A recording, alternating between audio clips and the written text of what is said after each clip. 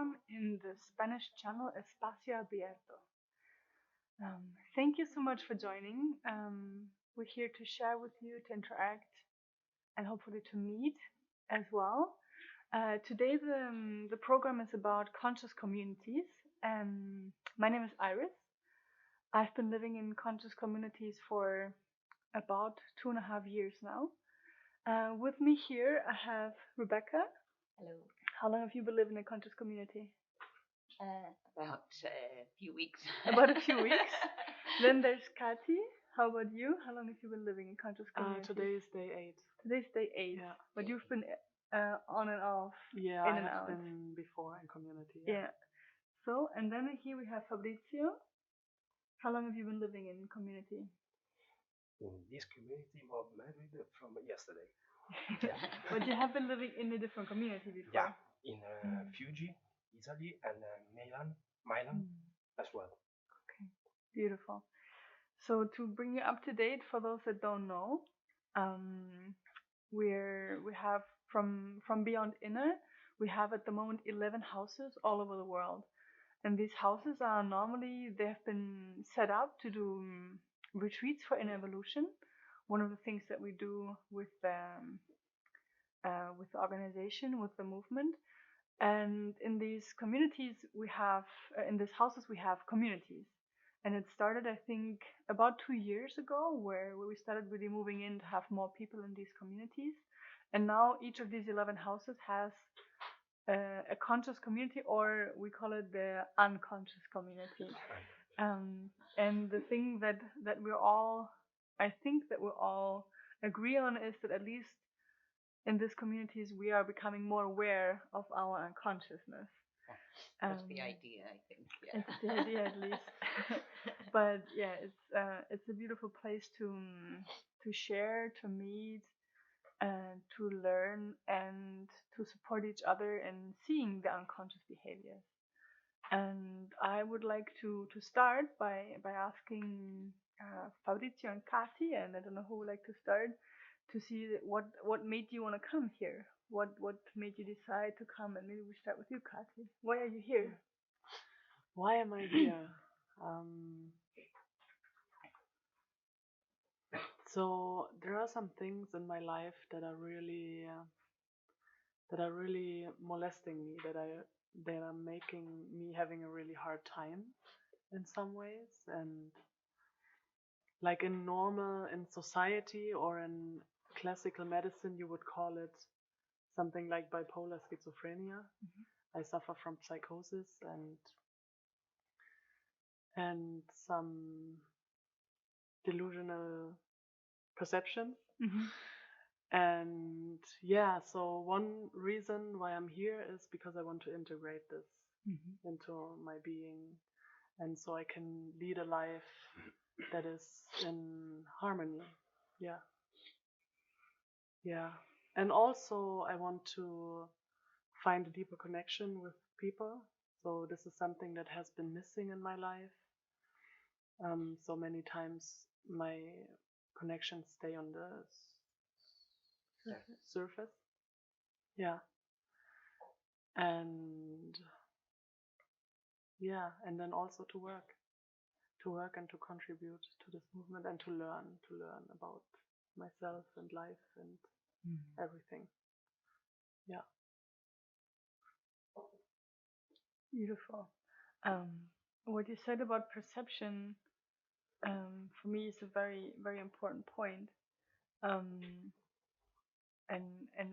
I love that you said what in the outside world, or I don't know how you said it, but you said Society in the and society, it's being defined like this, and it's amazing to see that you don't identify with that, which is something that that happens a lot in society, that people identify with how they're being classified, or like how people try to explain what's happening with you, because it's from there, no? People try to explain, to understand what's going on in your mind, and they give it a name, and then you could become that if you identify. Yeah.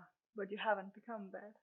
Yeah, for me actually it is a step further to actually take on this kind of label, to like say, yes, this is the condition that I'm having, because before I have been rejecting it, and it's like, no, it's just a label and da da da. So this is also a step for me to actually take it on in some kind of way. But I also believe that it's very important to not identify with it, because then you become it even more and you screw it deeper. Yeah, totally. And then we all perceive reality in a different way. And then what's the difference? Maybe your perceptions are more different from mine than Rebecca's, but who knows? Like, we all perceive reality in our own way. I'm happy you're here, Kati. Yes, me too. Thank you for being there. Kati will also support me in moving the movement in Germany. That's something that I've been working on for a bit over a year now. And Kati has already supported me in the team last summer, I think. And today she will come with me to Hamburg. We just found out. Very beautiful. Yeah. So I'm really happy, not just for your presence, but also for your support. Yes. Thank you. Beautiful. Fabrizio, why are you here? Well, I'm here because in the quarantine time in Italy, in Milan especially, it's occupied a lot of things inside of me that made me to explode. So a lot of scripts was activated, and now it's time to go to the roots and to take it away. When you say a script was activated, what does that mean? Because not all of our audience know what we mean by script. I counted almost 10, 12 scripts. First of all is, I don't deserve love. So, I'm in a trap. So when you say script, it's like a belief, a conditioning. Yeah, definitely. Yeah, definitely. I'm in a trap. Wow. Yeah. I felt myself in a trap in the quarantine time because the fact my expectative wasn't completely wasn't like I wanted. So I felt in a trap. But in that time, I could have, I can observe that I'm faith and not desconfianza. Distrust. Okay. Well, in relation to women, in relation to myself, and it was very, very dangerous. In what sense dangerous? Dangerous in relation to relationship with my ex-girlfriend, and in relation to my self-esteem. So I could I can observe that I was a injured child, furious injured child, and the sabotage, the sabotage, self-sabotage was completely activated. That's all. I'd like to just kind of maybe see how other people now with this confinement, no matter what's going on with them, could probably relate to what you're saying about being trapped. Yeah. You know, and it's like everybody is being confined in one place. And so the way that they interact with the world normally, it's been changed and brought back down to actually what is going on with me. Yeah. And that feeling of confinement can bring up all sorts of things from deep down within that we're able to distract ourselves in the past by, you know, going to work, doing the shopping, doing all the things that you know, sort of the menial tasks of our daily lives can distract us from realizing that this trap is going around those places with us.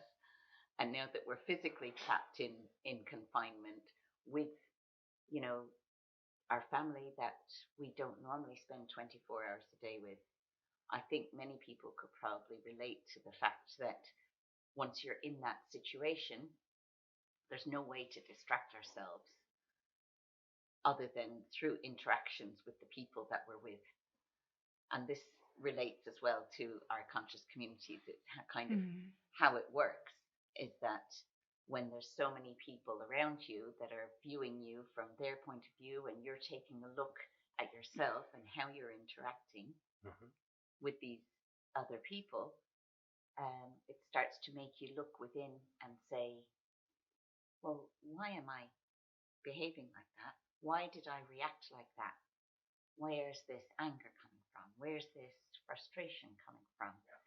And it's, to me, been a wonderful opportunity during the, you know, by living in the conscious community, but also for everybody around the world that's feeling this trap in their homes or in their tight communities, whether they're with their family, surrounded by family, or whether they're alone.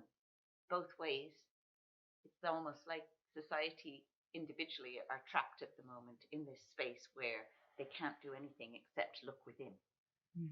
And perhaps these scripts that are deep within us that we don't realize that we've been that have been guiding our lives come up, and we can start to take a look at them and decide if that's the way that we want to continue, you know, or do we want to, like you saying, go inside, take a deeper look at them and say, why don't I trust myself? Why don't I trust others?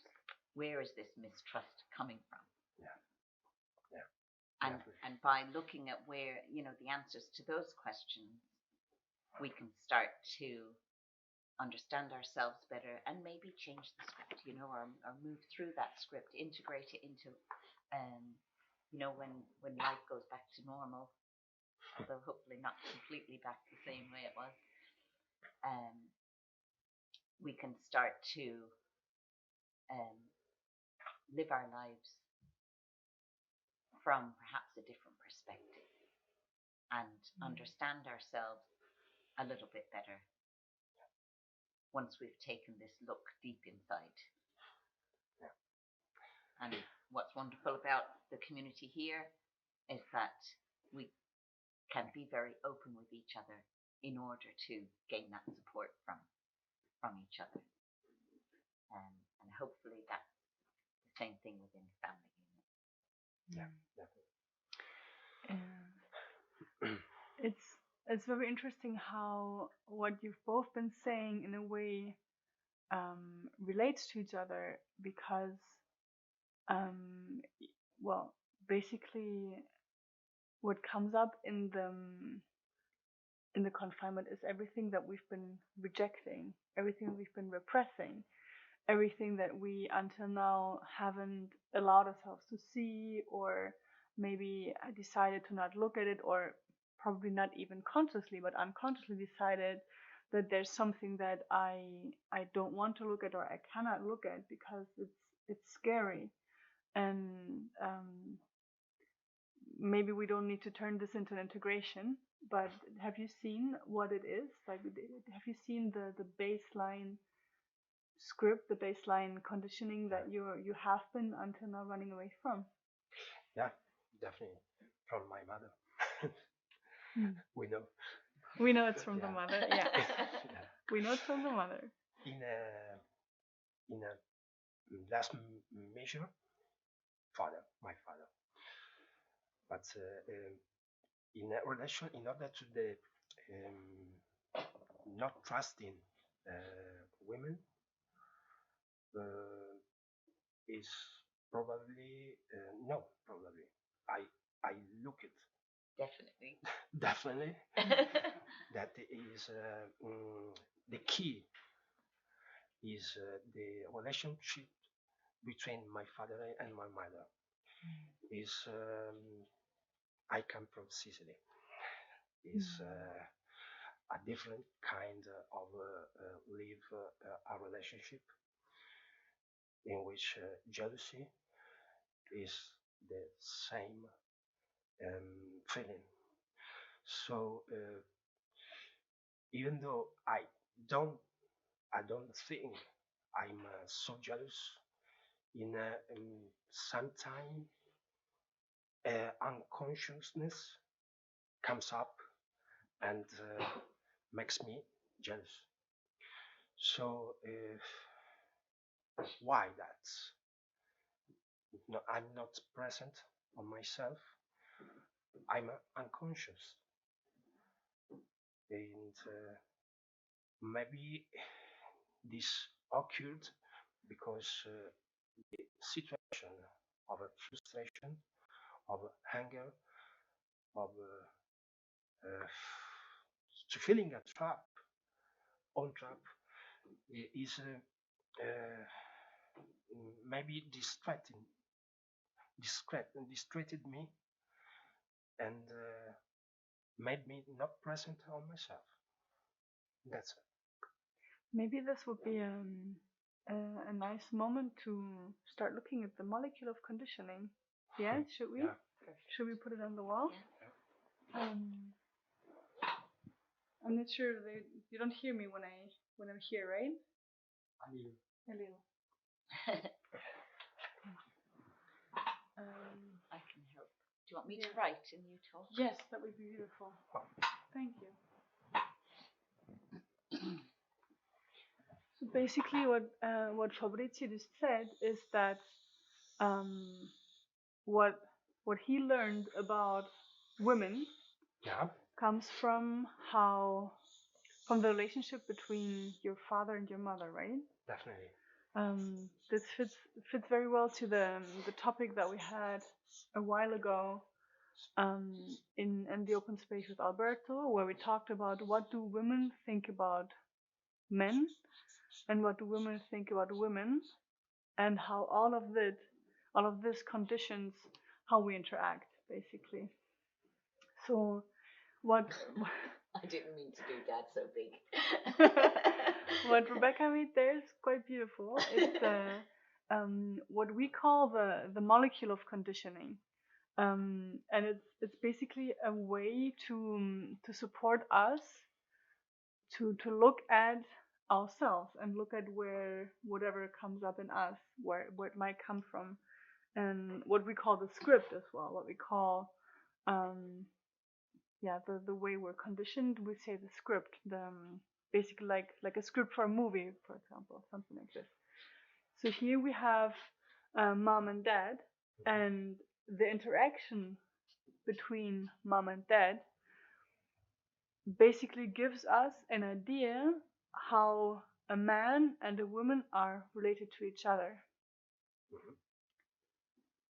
And I'm not sure what you want to write there, but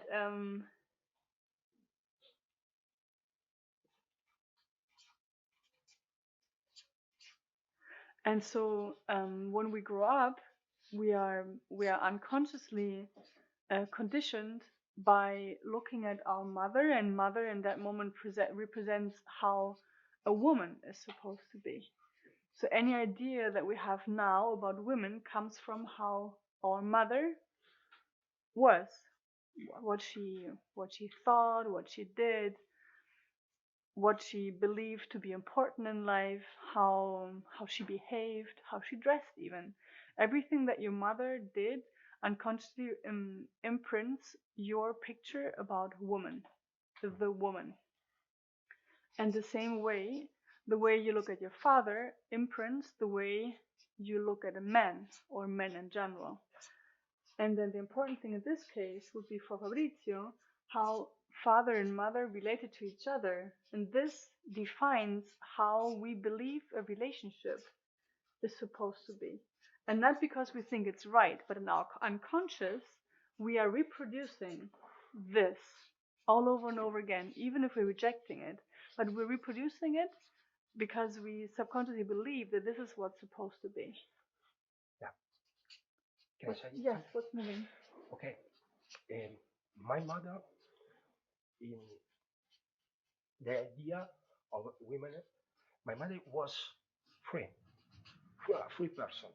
My father as well. But the script of they of them was I gave up.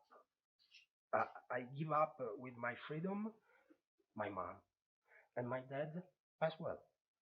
So he renounced it. He gave up with the freedom each other to stay together. To give up the freedom. Yeah. What freedom? Freedom to go to work. Freedom to go outside alone. And a lot of things.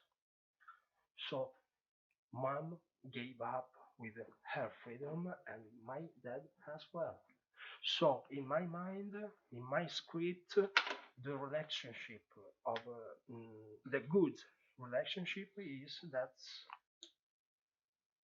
okay, I give my freedom up, submission to my girlfriend or whatever, and the other side as well. It's very crazy thinking. And I can see that. So was this relationship about controlling each other? Yeah, definitely. Control. Yeah. Is control Ah. any time.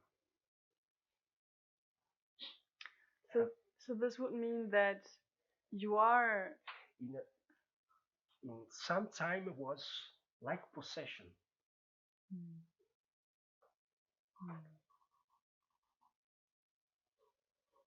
Yeah.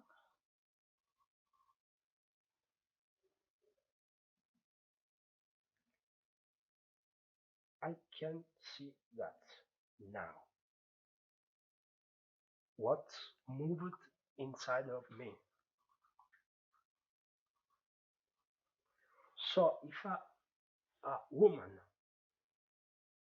is not in this way, I can trust her. Oh, you don't trust a woman that does not want to control you. Even though I was traicionado, betrayed. Betrayed. Yeah. I was betrayed. I was abandoned.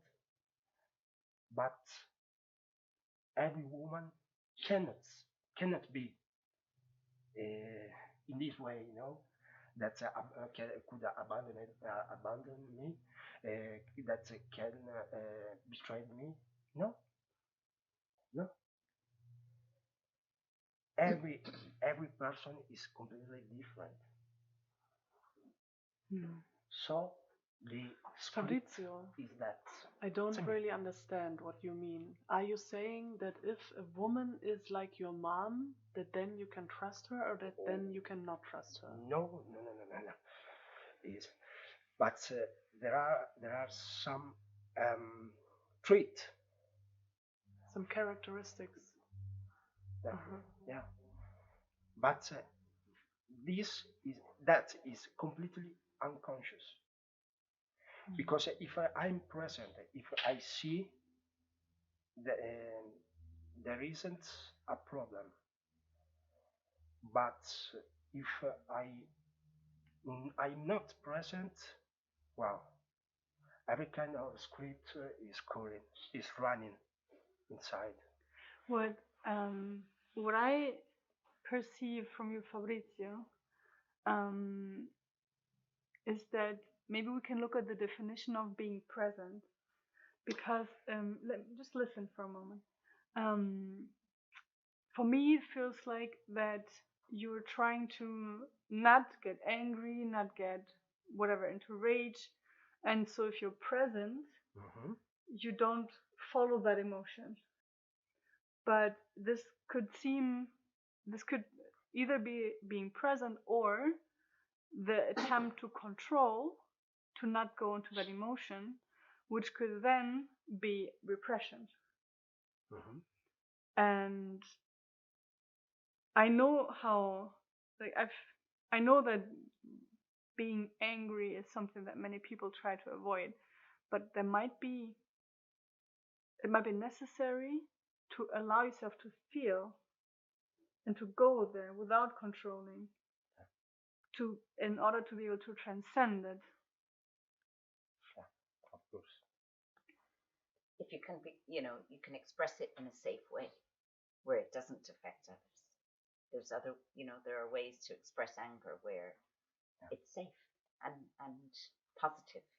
Because I can feel it, like it's present here and now, Yeah, right now. Yeah. totally. I tried to express my feeling, but in the other side, there was closing. So frustration grows up.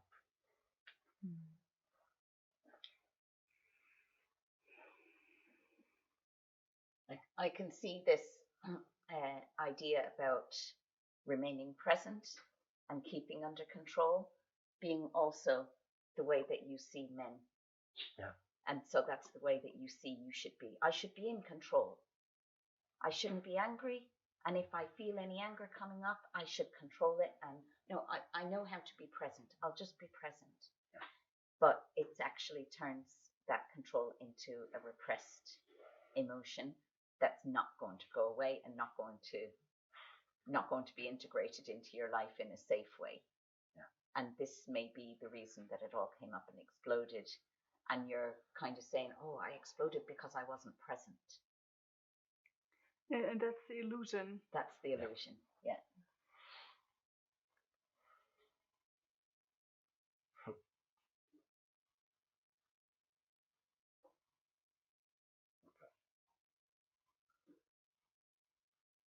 And it's almost like when we talk about the spiritual bypass, about going, oh, I feel angry. I'll just go and meditate for a while. Mm-hmm. I'll go meditate and I'll just feel all the love and the beautiful energy. And actually, it's like distracting yourself from actually what's going on and pushing those frustrated, angry, controlling, distrustful feelings down and saying, that's not me, I'm present. And Exactly. I can't help doing this because I was there, before, and still am at times going, yeah, I feel fine. Yeah, everything's just great. Look how happy I am.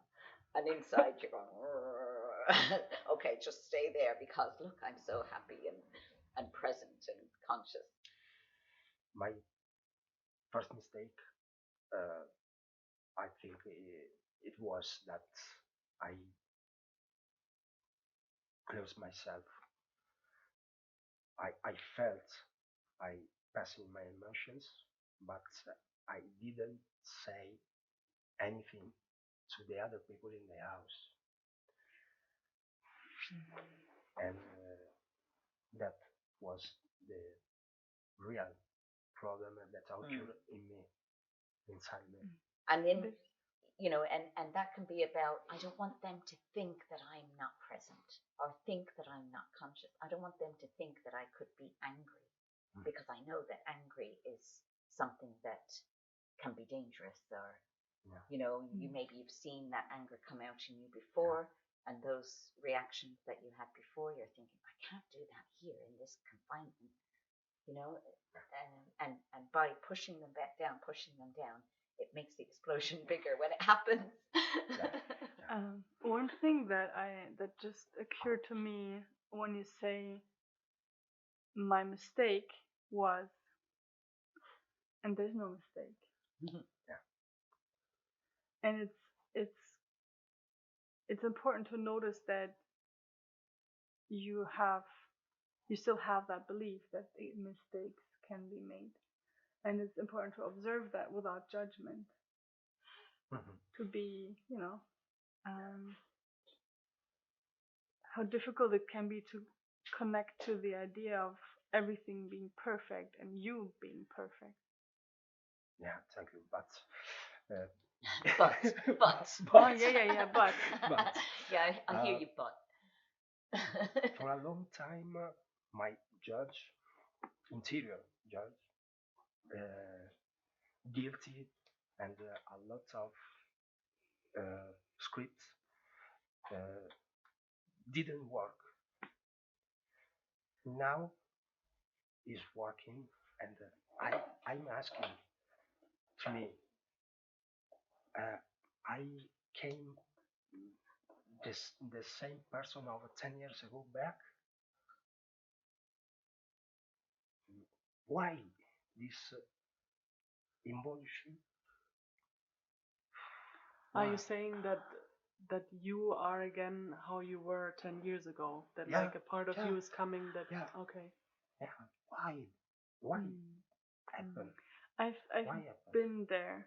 And for me this happened when I noticed that I had made this bypass that we were just talking about, that I started my whole process from understanding everything, knowing to be present, and then realizing that I missed out on the part that has to do with the emotions, that I had to go there, that I had to go down the rabbit hole, and I'm still going down, like I'm still going down that hole to see what's actually moving. I think that life puts in front of you the big problems or scripts you should put away, okay? And now it's time to give up with these scripts. Yeah. To me, it sounds like, or it feels like, that you are still a little bit identified with it, and this is maybe what's standing in the way of actually it to happen. It could be. Yeah. Yeah. And what just came to me, and this is something that I feel very, very similar in my process. A while ago we talked about the fact that oftentimes we relate the relationship we have with our process is similar to the relationship that we had or have with our mother. And so if our mother was very controlling, we tend to try to control our process. So, and then, this I'm yeah, fucked up. but I'm completely fucked up. yeah, but let's all take a moment to go there, because I hear myself when you say, but I should already have transcended this. I should already have, because I understand this is my script. So why the fuck do I still fall into that trap? And that's exactly that. Like I want to control my process, and that's the thing that doesn't work. And that's what I realized just like, I don't know, 2 weeks ago. I realized I'm still trying to control my process, and this is the thing that blocks me. You can't control your process. Who the hell you think you are? Yeah, and controlling it is the one. It's also causing you to judge yourself on, I should have transcended this by now. You know, that just now you said, it's time to give it up, and it's time to give up the control. Because for me, this is the biggest thing that's coming up here in your whole thing with the frustration, the repression, the anger, guilt, the inner judge, all comes back to this control between your parents and between them and you and your idea of men needing to be in control and you needing to be in control of everything. And if you're not, then you're going to judge yourself for not being in control. And if you're not in control of your emotions, you're going to beat yourself up. And this is a whole other diagram we can do about the illusion of being able to control emotions. Because the emotions cannot be controlled. Yep. And if The they reaction. can only be repressed Yeah, the emotion or released. cannot be controlled, but the reaction, the action could be controlled. Okay. The complication there is that, especially with anger, when you don't allow yourself to feel it ever, even just like sitting there and feeling it, if you always try to suppress it and then at some point it comes out, then the action cannot be controlled. No. But if in the moment it comes, you can just allow yourself to feel it, to just be in the emotion without maybe the need to say anything or maybe even to scream or whatever. Maybe, see what comes up. But the important thing is to not run away from that emotion. And that happened to me recently with sadness. I wasn't aware how present sadness was still in my life.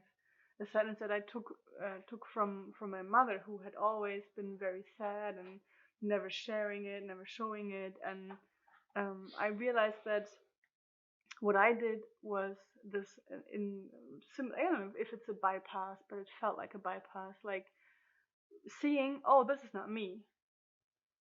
Oh, it's not me, so I'm not gonna feel it. And by that, it was still there. It was always there, and I didn't know because I was disidentified. But it was bullshit. It wasn't true because I never allowed myself to feel it. And now, whenever it comes up, I'm just trying to go there and just breathe it, and maybe cry or not, but just breathe it. And it's really confronting because I have this. I know this. I realize this part of me that is so scared, that doesn't want to go there, and then to just be there and just breathe and just kind of go through it. Whenever I allow myself to go in, I realize it's not that bad. But every time again, I have that fear. But that's the thing, like when I realize how sometimes Alberto says, it's a process, like you need to be courageous. And that I never understood why. And now I understand because it's to really go there, you need to just go there without fear. I mean, or actually with fear, but and feel the fear. Feeling the fear, but just allowing yourself to go there and to breathe it and allow whatever wave to come, and only in that allowing the wave goes away again. But yeah, it's not easy, but it's something that I think is very important and useful in the retreats, the inner evolution retreats that we hold, because what we're doing is providing this safe environment for people to express whatever it is that is coming up for them and to delve into those emotions and somehow being completely like in a little bubble within yourself, it allows it to happen. And for me, it's about seeing that this is so useful for people to be able to, see these emotions, feel these emotions, express these emotions, and yet, go and leave the retreat. And now we just go, yes, everything's perfect. But it's just an example, the retreats are just an example of how we can live our lives and find in ourselves or in our own environment the safety within ourselves to go inside, trust ourselves, and express those feelings or emotions that are there. That I think many people come into the environment of a retreat setting and feel all of those things, go through that process, and go home on Sunday thinking they're done. And we've all been there. and then go, yeah, I sorted this and this out in those few days, and now I can live my new life. And that's true, but what it is an example of how you can continue that process when you're going home, when you're alone, and obviously the support is still there from the team at the retreats for you to continue going in. Yeah, it should be a continual meditation. It's a continual thing, yeah, and at some point you gradually transcend those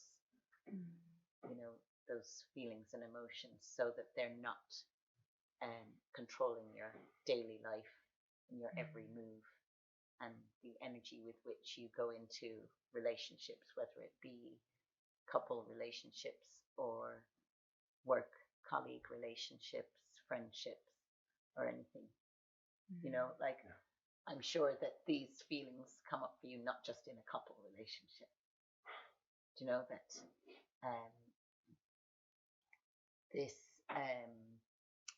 contract that you want between you and a friend, or you and other women friends, even if it's particularly women that you feel this distrust with, it's probably underlying there in all of the relationships that you have, because that's what you see as a normal relationship, or that's what you see as this is what relationships are. They have this contract where I'll tell you what you're allowed to do, and you tell me what I'm allowed to do, and let's just keep this like this. But there's no freedom, as you said, to move in an individual way, but still have the connection. For me, this is a very, very good point, Rebecca, to go back to what mom and dad represent in this molecule of conditioning, because it's true that in the end, the relationship that you have, mainly with your mother, but with your parents in general, but mainly with your mother, represents oftentimes the relationship that you have with anything, really, with any person, with anything, with your process, with your car, with a friend, with food, because it's the first external thing that you realize is your mother. Like the first relationship you have with something in the external is the relationship with your mother, and this really imprints the way you relate with the external, basically. And to go a bit more into the details here would be that mom is normally the one that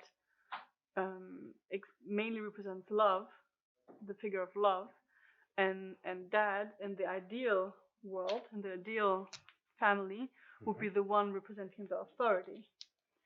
And then the way we relate to our parents, our mother to our father, imprints how I relate to love and how I relate to authority. And the way that love was shown to me, mainly by the mother, is the way I expect love to come to me from the outside world. And then, sometimes this love is, well, many times, unfortunately, this love is not unconditional love. It's in a way already conditioned by the fact that socially your mother is supposed to love you. So even that could already give her this idea of, I have to love this child, even if I don't feel at that moment. But this is already like a conditioned love. And then many times we receive things like orders, like requests, and small things like, if you eat your food, please eat your food because I love you, or I'm doing this because I love you. Like the way we use love and the way we are treated by our mother really conditions what I believe love to be. And so then in that way, many of us grow up believing love to be something conditional. And this illusion is something that is always there if we're not looking at it and not realizing that this is actually a lie. It's not true. It's not love. It's conditionality.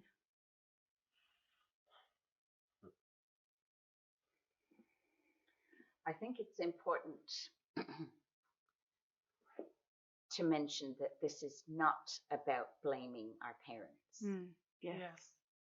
This, this is not about saying, oh, it's their fault I'm like this.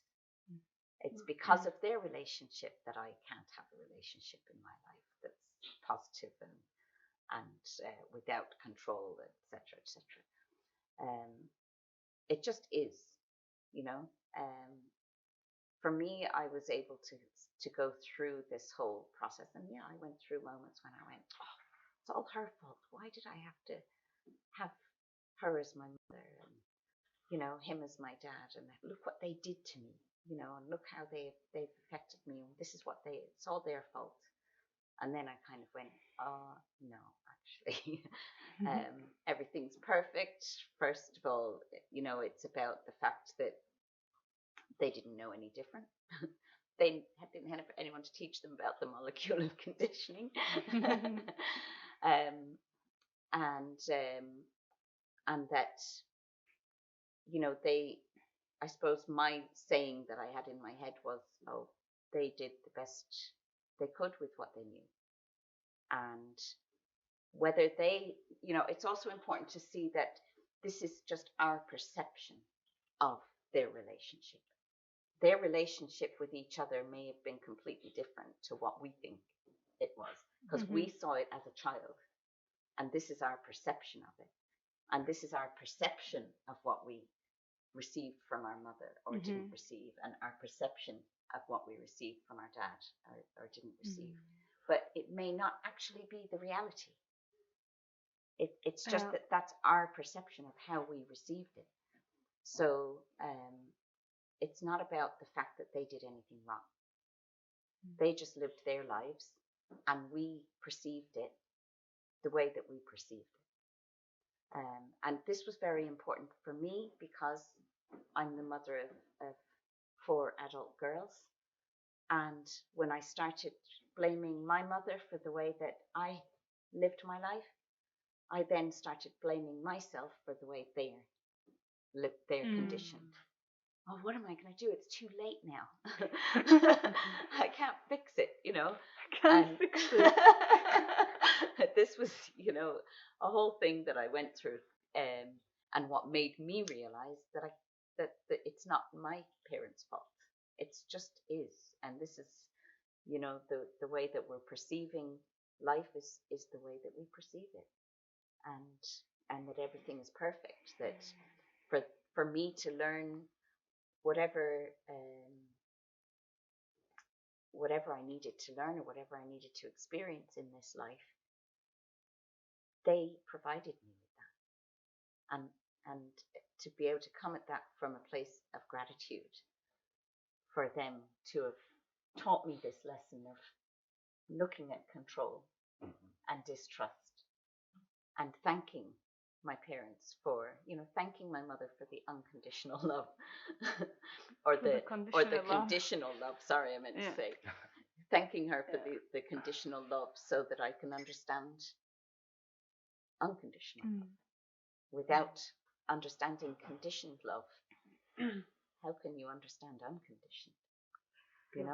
Yeah, it's exactly that. Yeah, without limitation, we don't know what is potential. Oh yeah, it's beautiful. It's important. Thank you, Rebecca. It's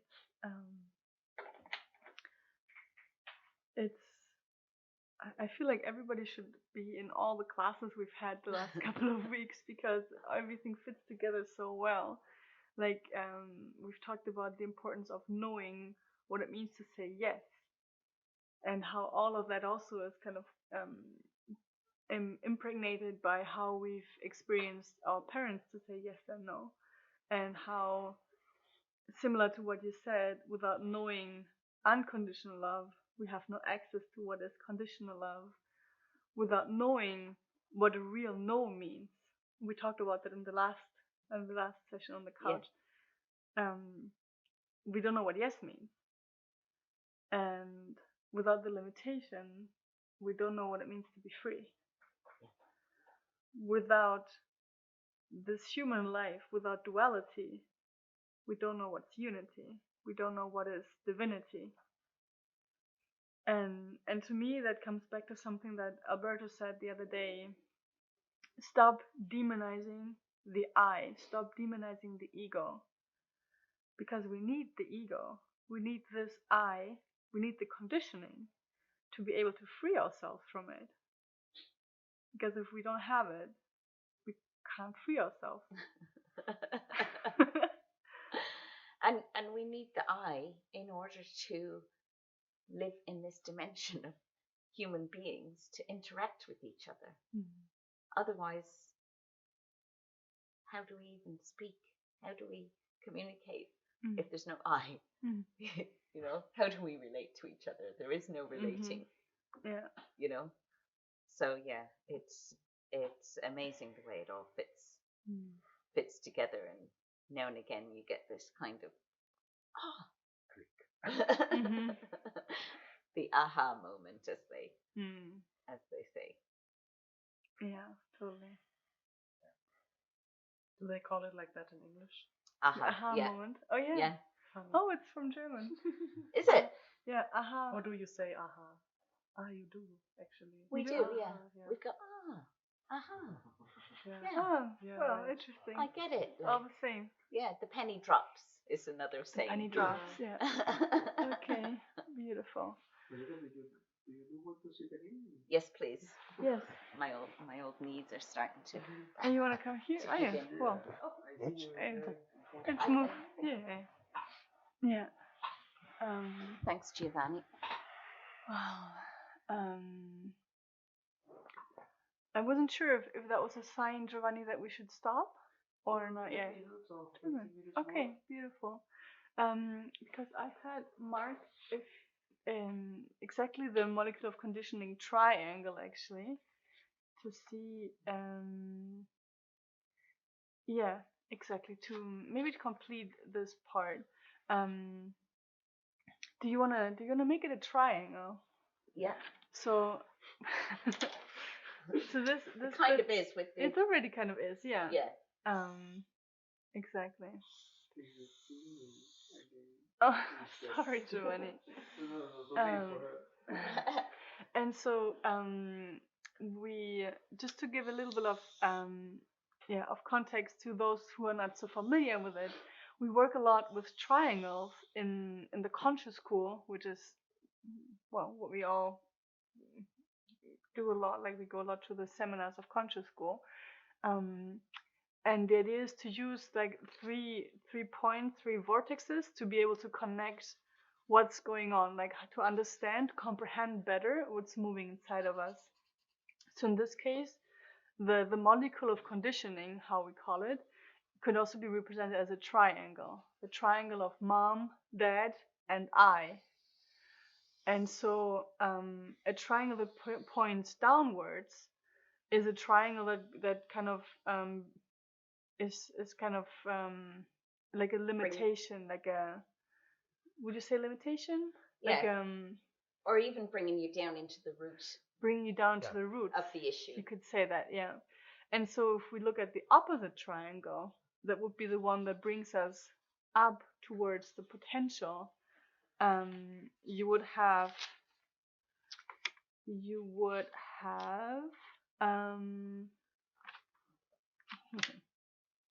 I lost it again. You would have, what would you have here?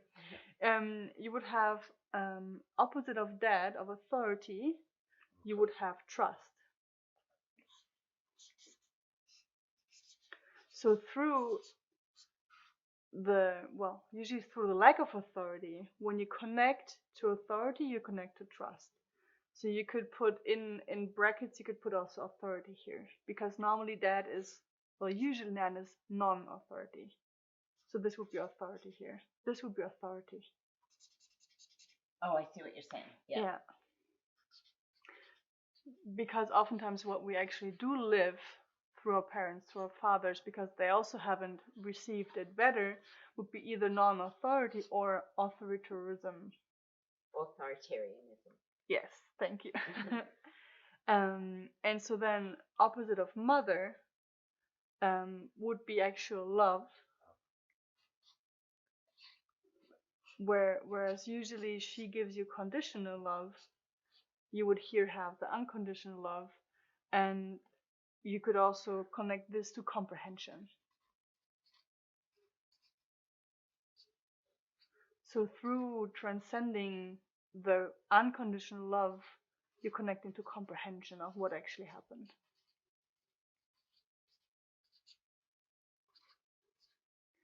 And so then opposite of the I of me would be purity or innocence. If you transcend the conditioning of I should be like this, I should be like that, what you've learned as a child, you would connect to the pure essence, the purity, the innocence, and through that connecting to comprehending that everything actually has been perfect to get you to the point where you are at this moment of your life.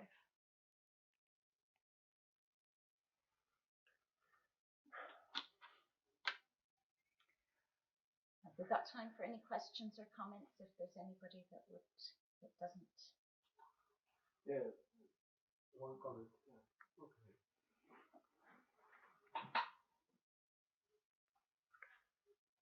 Okay.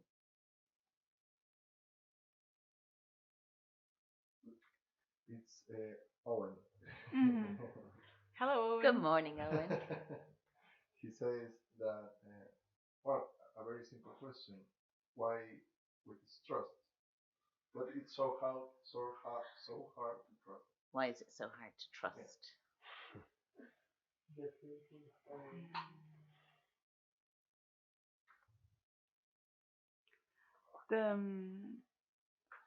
Well, there's an easy answer and a complicated answer. Yeah. It's a bit wide open there, Owen. But I've actually been talking to Owen a little bit about this idea, and something that's I know is moving very deeply for him at the moment. So it's difficult. Even it's actually making it more difficult for me to explain. But if you look, I'll just you pick up on if I give the little beginning here to point out that trust is opposite dad.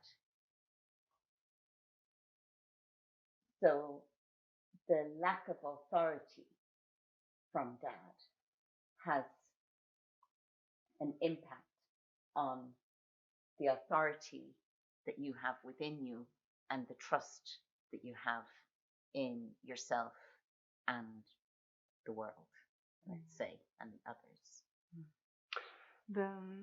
The complicated answer would be that there's no answer. Yeah.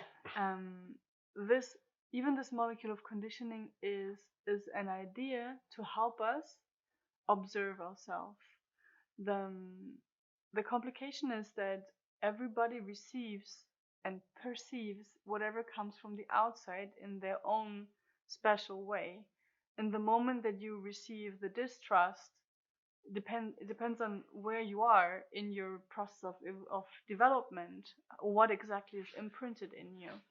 But the most common thing, as already Rebecca said, is the non-authority of the father.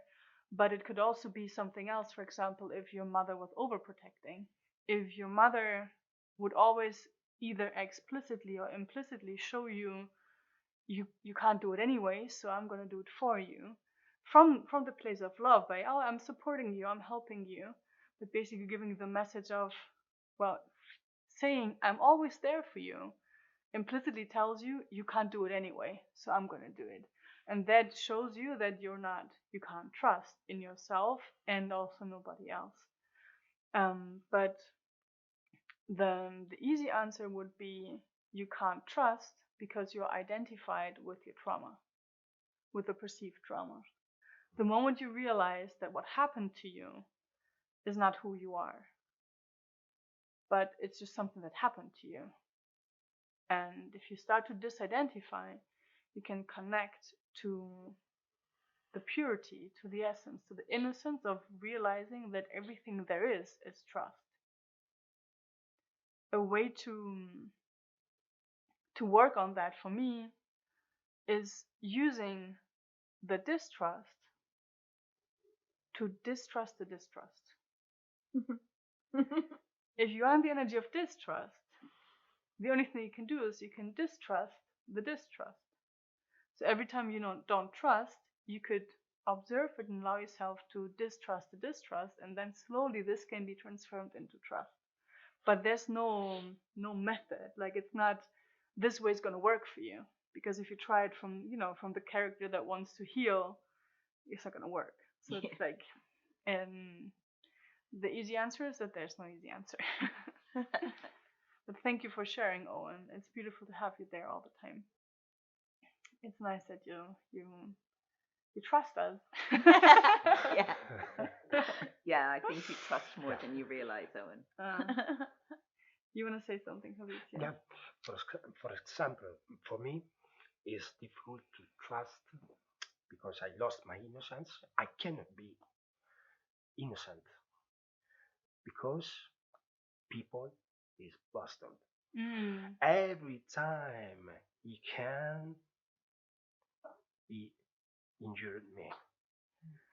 Every time he can stole me anything. Every time it is a completely crazy idea. But the complication is that this is something that you grew up with that belief. So all your life you've confirmed that idea. Yeah. You find situations to confirm that idea. Wow. You're manifesting it. My beliefs created my reality. Yeah. And exactly. And when even in saying it the way you did just a minute ago, is reconfirming that this is what has always happened and this will always happen. Yeah.